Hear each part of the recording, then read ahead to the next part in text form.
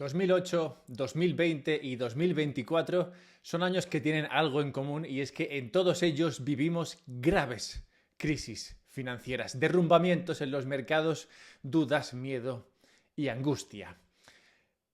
La verdad, sería más sencillo si esto fuera cierto, pues si lo fuera sería fácil explicar a la gente por qué en estos tres momentos los bancos centrales de todo el mundo se lanzaron a recortar tipos de interés alcanzando cifras récord de recortes. En 2008 tuvimos la gran crisis financiera que llevó a Estados Unidos y el resto de economías a lanzarse, a bajar tipos rápidamente para hacer frente a la que parecía ser la destrucción del sector inmobiliario. En 2020 la reacción fue la misma para atenuar el golpe que tuvo en todos los países del mundo el cerrar completamente las economías y a los ciudadanos. Y en 2024...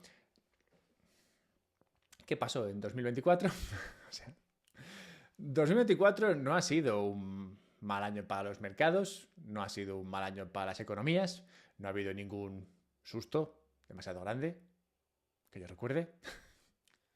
No, quizás ha sido un año lento en algunas economías, se ha visto algo de, bueno, pues parsimonia a la hora de crecer, pero ya está, digamos que crisis no se ha podido ver ni oler en este año. Difícilmente se puede usar esta palabra para definir, por tanto, la situación actual, pero si lo visto este año carece del sentimiento de negatividad y urgencia que sufrimos en 2008 y 2020, ¿por qué los bancos centrales de todo el mundo están recortando tipos al ritmo al que lo hicieron durante esos periodos de crisis? La razón es que estamos en el comienzo de una guerra de divisas y esos recortes son la avanzadilla de lo que está por venir. Así que da pre-like si quieres sitio en la trinchera y veámoslo.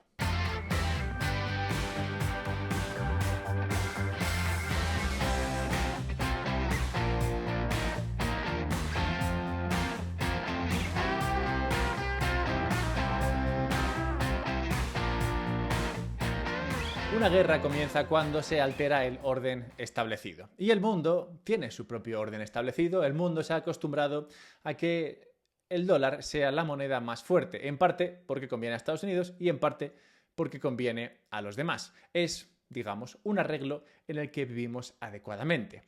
Dado que Estados Unidos es el país menos dependiente de las exportaciones de los principales bloques comerciales del mundo, un dólar fuerte, que es el mundo en el que estamos, era el mejor mecanismo de equilibrio debido a los ciclos económicos asíncronos que se viven en el mundo. Vamos, que a veces a España le va bien, pocas veces, pero a veces le va bien, a veces a Francia, a veces a China, a veces a Japón, a veces a Estados Unidos. Bueno, pues en esa asincronía vivimos más a gusto si el dólar es una moneda fuerte. Y es una situación interesante esta porque no siempre vivimos en este mundo. O sea, siempre vivimos en este mundo, pero no siempre vivimos en este estado. Ya que hace años Estados Unidos era una parte enorme del comercio global y de esta manera se explica que se hiciera con el estatus de moneda reserva.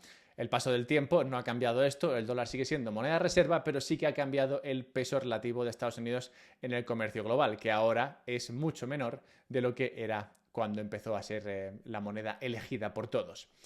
Así, cuando entre 2022 y 2023 Estados Unidos se embarcó en una subida sin freno de los tipos de interés, lo que consiguió fue, claro, fortalecer el dólar más de un 20% frente al resto de divisas que, debido al poder de atracción del dólar, tuvieron que seguir su ritmo para que sus monedas, sus divisas, no se depreciasen exageradamente frente al dólar. Como el dólar es la moneda reserva global, este es, por tanto, un baile entre Estados Unidos y el mundo. Un baile, a veces, o una guerra en otros momentos.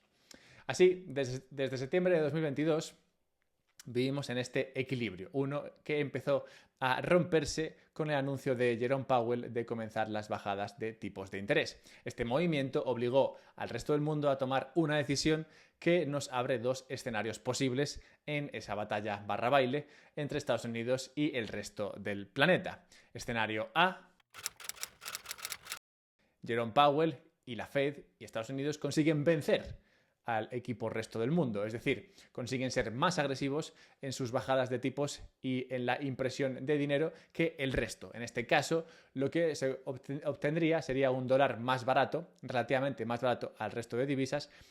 Esto lo que provocaría sería la importación de inflación a Estados Unidos del resto del mundo, y esto mejoraría las exportaciones de Estados Unidos, aunque ligeramente, pues ya hemos visto que Estados Unidos no es un país tan dependiente del comercio global. Y por otra parte, el escenario B sería uno en el que el resto del mundo consigue recortar más y más fuerte que Estados Unidos. De esta manera son ellos los que importan inflación, en este caso de Estados Unidos, pero se benefician de mejores exportaciones, que para ellos sí que es importante, o al menos más importante que para Estados Unidos. Como todo es cuestión de incentivos en esta vida, en general el escenario B, en el que el resto de divisas consiguen valer menos, depreciarse frente al dólar, es el que suele ser más probable, suele ser el escenario en el que nos encontramos más veces que no, suele ser por tanto el lugar habitual. Y lo que ha ocurrido, por tanto, en estos últimos días, en los cuales Estados Unidos y la Fed han anunciado esas bajadas de tipos de interés, es un caso interesante porque, como hemos visto al principio, no hay una crisis en este 2024 y no solamente no hay crisis, sino que Estados Unidos está mucho más fuerte que el resto de países importantes. Si comparamos Estados Unidos con China, Europa y Japón, en términos de crecimiento es un baño, pero un baño brutal. Estados Unidos está a años luz del resto. Y esto significa que este movimiento de Estados Unidos ha pillado de alguna manera por sorpresa al resto del mundo, que no esperaría que Estados Unidos en esa situación, digamos, boyante, se pusiese a recortar tipos de interés, se pusiese a tratar de depreciar su dólar frente al resto de divisas. Y al tiempo esto significa que el resto del mundo tendrá que ser, si quiere ganar la batalla, si quiere ese escenario B en el cual las divisas del resto del mundo son más baratas que el dólar, tendría que ser muy agresivo en sus políticas monetarias, mucho más agresivo al menos que la Fed, para activar sus economías, que como hemos visto están bastante vagas, y competir así también contra un dólar que está encaminándose hacia la devaluación. Y se puede decir, por tanto, que la situación es una en la que el equipo resto del mundo ya lo tenía mal y ahora se le pone peor, porque Estados Unidos empieza a atacar con esos recortes de tipos de interés. El escenario probable apunta, por tanto, a un proceso de recortes competitivos globales que alimentará la demanda agregada, esto es, el dinero en empresas, el dinero en bolsillos, y no en relativo para algunos países, sino en absoluto, pues parece una guerra de todos contra todos. Y esto tendrá efectos potencialmente muy negativos para la inflación, pues cada vez que la demanda agregada crece, pues la inflación lo sufre. Esto, por tanto, será un efecto, pero también se puede ver del lado positivo, y es que los activos también sufrirán esa inflación. Por tanto, si tienes activos financieros, casas, Bitcoin, bolsa, te irá bien. Si no, pues mala suerte. Antes de confirmar esta hipótesis, mirando a lo que está haciendo China y también Europa, quizás quieras mirar de comprarte algún activo como Bitcoin, no sé, por hacer algo, ¿sabes? Si quieres comprar Bitcoin, yo te recomendaría hacerlo usando la aplicación de Relay. Me gusta Relay porque te permite comprar Bitcoin en varios idiomas. Siempre es agradable comprar Bitcoin en español. Además, no solamente esto, sino que te permite comprar con varias divisas. Te permite, por ejemplo, comprar con euros. Te permite comprar con francos suizos. ¿Quién no quiere francos suizos? ¿Y quién no quiere Bitcoin? Claro. Además, con Relay puedes siempre que quieras crearte un sistema de compra periódica para comprar Bitcoin de manera diaria, semanal o mensual en función de cuándo cobres. Y no solamente esto, sino que también crea un monedero del cual tú tienes las llaves y del cual tú puedes enviar ese Bitcoin fuera a otro monedero de, digamos, mayor seguridad, como otros que he recomendado en este canal. Así que por todo esto recomiendo Relay, y si quieres comprar Bitcoin de manera más barata, pues hazlo usando el código AlbertoMera cuando compres tu Bitcoin. Como dos no se pelean si uno no quiere, para nuestro escenario de recortes agresivos necesitamos a un contendiente con el ánimo de enfrentar esos anuncios de bajadas de tipos en Estados Unidos. Y China no tardó ni una semana en confirmar asistencia. En unos pocos días, el Banco Central chino se hinchó a anunciar medidas dirigidas a flexibilizar la política monetaria, como vimos en el canal, puedes verlo por aquí. ¿Qué es lo que no vemos aquí? Bueno, pues puedes ver eso allí. Y estos anuncios por parte de China se podrían leer como la primera respuesta de China ante el movimiento de Estados Unidos. Al fin y al cabo, si hay un país que vive de exportaciones, o que vive de sus exportaciones, mejor dicho, es China. Y para ellos, una divisa cara contra el dólar equivale a exportar menos. No obstante, lo anunciado por el Banco Central chino hasta ahora ha tenido el efecto contrario, apreciando el yuan contra el dólar en lugar de conseguir lo contrario, es decir, depreciar el yuan. Y esto se podría explicar por dos razones. Se podría explicar porque la demanda de yuanes ha crecido para comprar bolsa china, ya que muchas de las medidas iban dirigidas a subir el precio de los activos dentro de la bolsa china, pues mucha gente ha comprado esto y para comprar bolsa china necesitas yuanes, para comprar otros activos en China necesitas yuanes. Esto habrá motivado la compra de yuanes y por tanto ha podido subir el precio del yuan.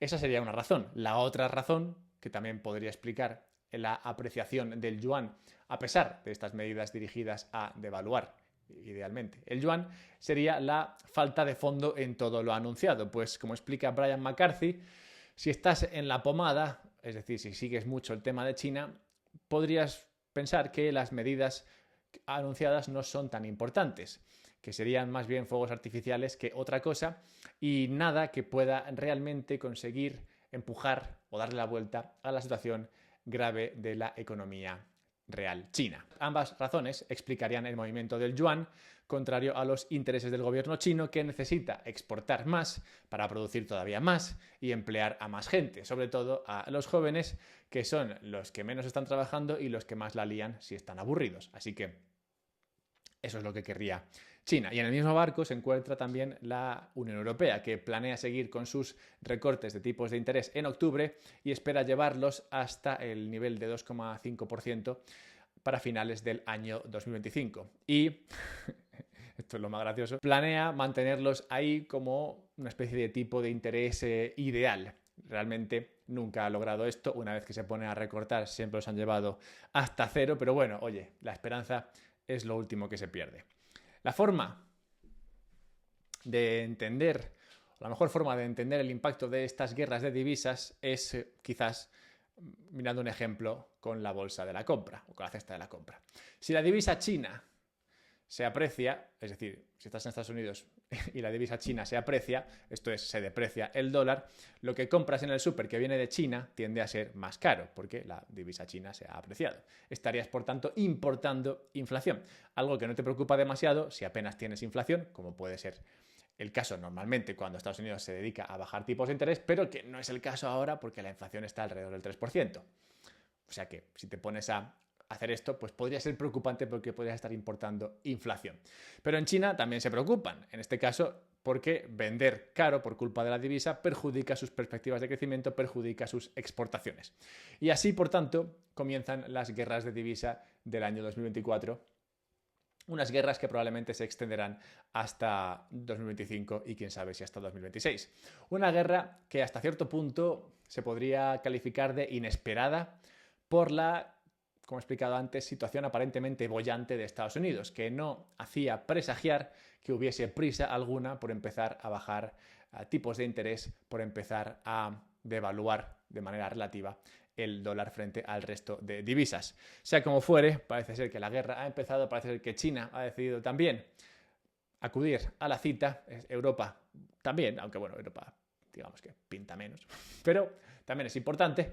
Y lo importante, para la redundancia, en este conflicto es que la liquidez que se producirá, como las balas que quedan ahí después de un conflicto bélico, pues sí, la liquidez quedará ahí independientemente de quién gane y será el combustible para los activos de todo el mundo, bolsas de todo el mundo y activos en particular como Bitcoin, que como analizamos en un vídeo en el cual comparábamos el impacto de la liquidez en Bitcoin, un vídeo que te puedo dejar por aquí, por si quieres verlo. Bueno, pues como vimos en ese análisis, Bitcoin sería el mejor indicador de que esa guerra se está produciendo y de que esa liquidez está llegando a los mercados. Así que si no sabes dónde echan la guerra, pues la mejor manera de verlo es observar el precio de Bitcoin. Si va para arriba, es que hay hostias en el mundo de las divisas. Y antes de cerrar el vídeo de hoy, dejadme simplemente daros gracias por haber votado buybacks para el tema de la newsletter de la semana pasada. Si quieres recibir la newsletter de esta semana, pues suscríbete en la página web del podcast, unpodcastsoberbitcoin.com, y así recibirás la newsletter pues eso, que toque esta semana. Esta semana haremos competir a los mongoles, al tema mongoles con otro. A ver si ganan los mongoles, por favor. Espero que votéis mongoles. Votad Mongolia. Bien. Y como he dicho, si queréis recibirlo, pues nada, suscribiros allí. Y cerremos con la necrológica, recordando la muerte en tal día como hoy de James Dean, un actor que murió joven, con apenas 24 años, pero que le dio tiempo a ser famoso por unas cuantas películas. Gigante, una película que me gustó especialmente y que quizás podríamos en algún momento comentar, aunque sea de soslayo, porque tiene unas lecturas muy buenas. Y otra que no he visto, pero que también, en la que también actuó y que le hizo muy famoso, como es Rebelde sin causa. Y Rebelde sin causa nos viene bien porque Jerome Powell se nos presenta hoy como también un rebelde sin causa. ¿Por qué se ha puesto a bajar tipos de interés y a liarla? Pues no sabemos.